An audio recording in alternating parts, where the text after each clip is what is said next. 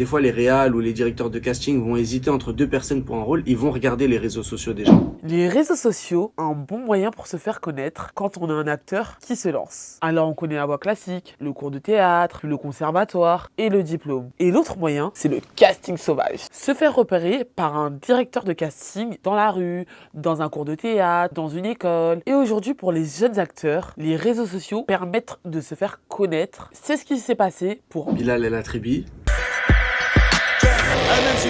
Céline, je te présente les crevettes.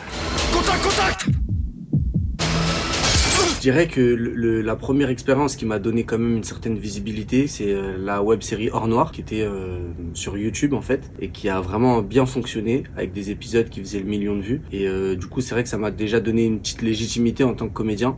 Et puis ça m'a donné plus de confiance pour ensuite passer des castings. Quand des fois les réals ou les directeurs de casting vont hésiter entre deux personnes pour un rôle, ils vont regarder les réseaux sociaux des gens. Et entre quelqu'un qui maîtrise pas sa com, qui a très peu d'abonnés, ou quelqu'un qui a vraiment construit sa communauté, ça va vraiment jouer. Je pense notamment à Naïd Rosam qui faisait énormément de contenu sur les réseaux. Quel est ton ressenti sur les influenceurs qui deviennent comédiens? Je fonctionne à la méritocratie, c'est-à-dire que ça doit être le plus méritant, le plus pertinent pour le rôle qui doit l'obtenir. Entre comédiens, quand on n'obtient pas un rôle, on se dit c'était pas pour nous. J'en ai parlé avec la productrice Laurence Lascari. Il y a à la fois un travail d'identification de nouveaux visages. Je pense par exemple à Riyad Belaïch, plus connu sous le nom de Just Riyad, qui a joué le premier rôle dans À la Belle Étoile. Jeune homme, qui t'a signé ici? Dès demain, il sera remplacé, chef. Avant de me jeter, chef, laissez-moi faire un essai au moins.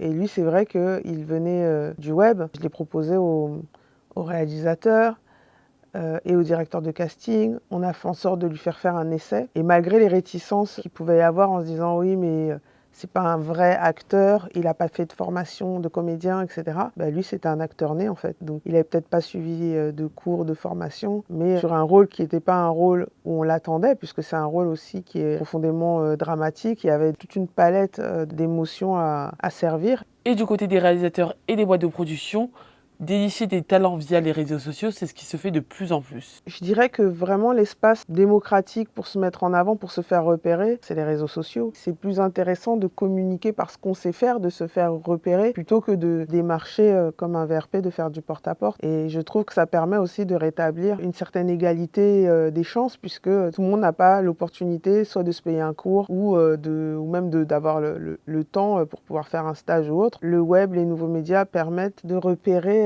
des talents qui sortent des sentiers battus.